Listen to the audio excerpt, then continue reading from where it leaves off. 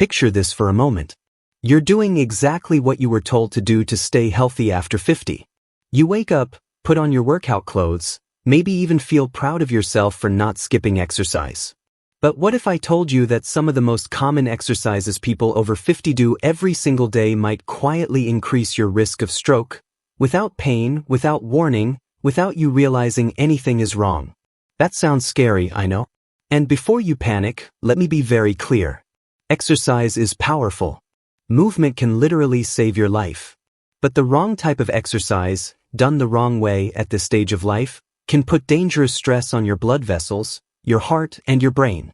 And that's exactly what we're going to talk about today, because if you're over 50, this information could protect your future, your independence, and maybe even your life. Now listen, I'm not here to scare you or tell you to stop moving. I'm here to help you move smarter. Stroke risk doesn't usually come from one dramatic event. It builds quietly over time through blood pressure spikes, stiff arteries, poor circulation, and strain on the neck and brain. And certain exercises, especially popular ones, can make all of that worse if you're not careful. Many people don't connect their workouts to stroke risk at all, which is why this topic is so important. You might be doing everything right, and still unknowingly putting yourself in danger. Let's start with something extremely common. Heavy breath holding during exercise. This happens a lot during heavy lifting, intense pushing, or straining movements. When you hold your breath while exerting force, pressure inside your chest skyrockets. Blood pressure spikes sharply, sometimes to dangerously high levels. In younger people, the body can often tolerate this. But after 50, blood vessels are less elastic, arteries may already be narrowed, and that sudden pressure surge can increase the risk of a blood vessel rupture or clot traveling to the brain. You may not even realize you're holding your breath. It happens automatically when people strain. That's why exercises that encourage heavy straining can be risky if breathing isn't controlled. Then there are very heavy weight lifts, especially maximal lifts like trying to push or pull the heaviest weight possible. I'm talking about movements where people try to prove strength instead of build health. These lifts can cause massive, sudden spikes in blood pressure. Research has shown that during extreme lifting, blood pressure can rise to levels far above what's considered safe. Over time, repeated exposure to these spikes can damage blood vessels in the brain.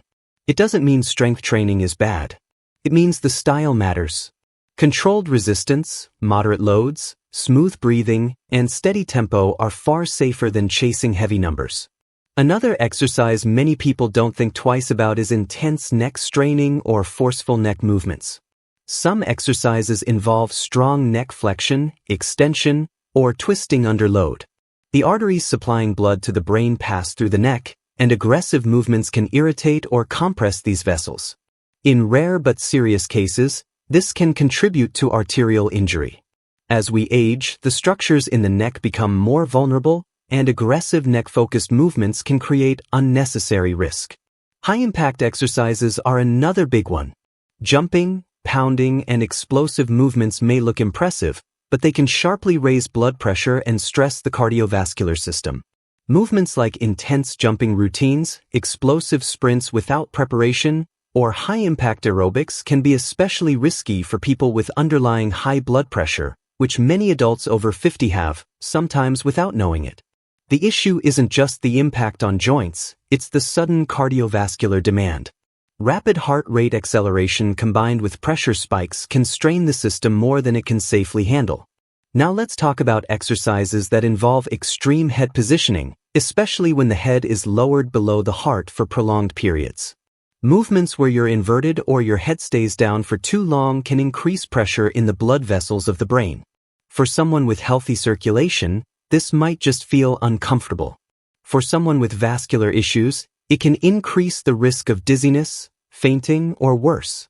This is why certain yoga poses or gym movements should be modified after 50 rather than performed aggressively. Another overlooked issue is very fast, jerky movements. Speed without control is dangerous as we age. Rapid changes in direction, sudden twisting, or ballistic movements can stress not only muscles and joints but also the cardiovascular system. When movements are jerky, the body reacts with sudden surges in heart rate and blood pressure.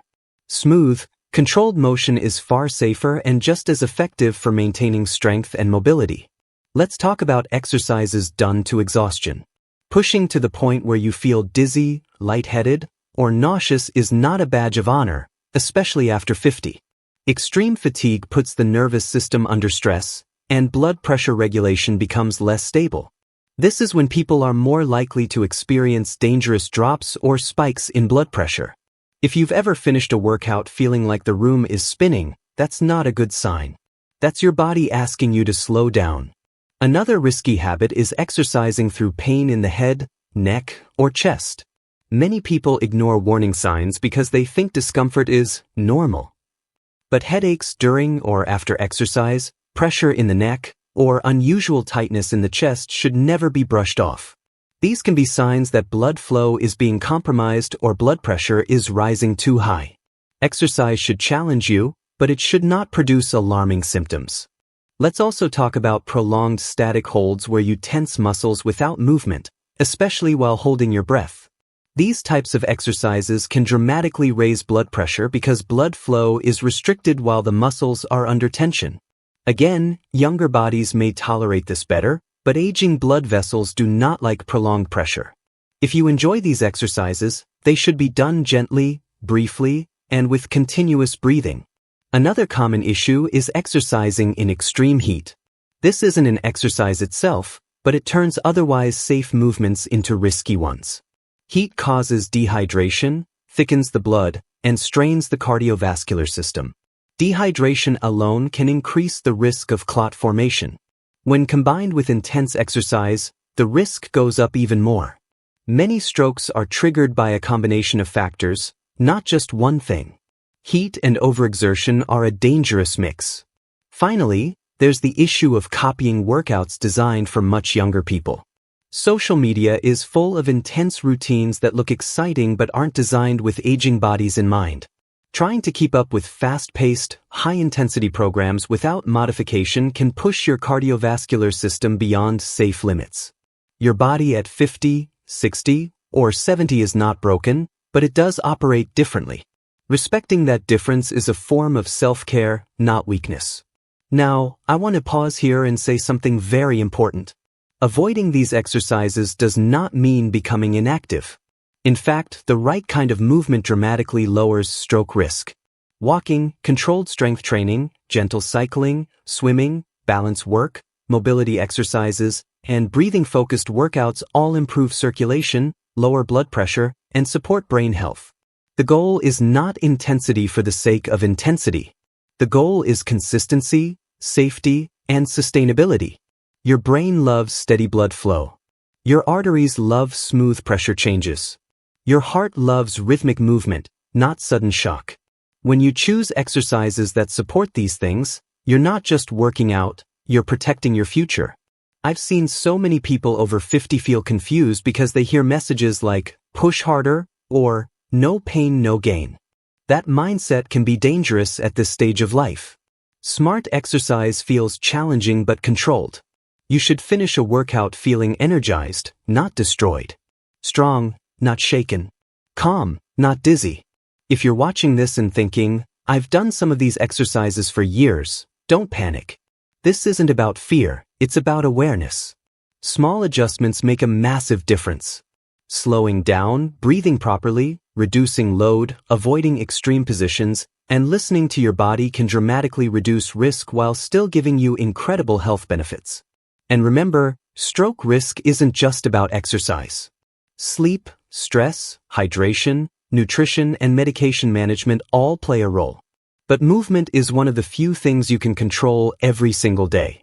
When you get it right, it becomes one of your strongest defenses. So if this video helped you see exercise in a new way, do me a favor. Like this video so more people over 50 can see it. Share it with someone you care about, because this information could genuinely help protect them. And make sure you're subscribed to the channel, because I post simple, science-backed guidance to help you stay strong, independent, and healthy as you age. Your body is still capable of amazing things. You just need to treat it with the wisdom it deserves.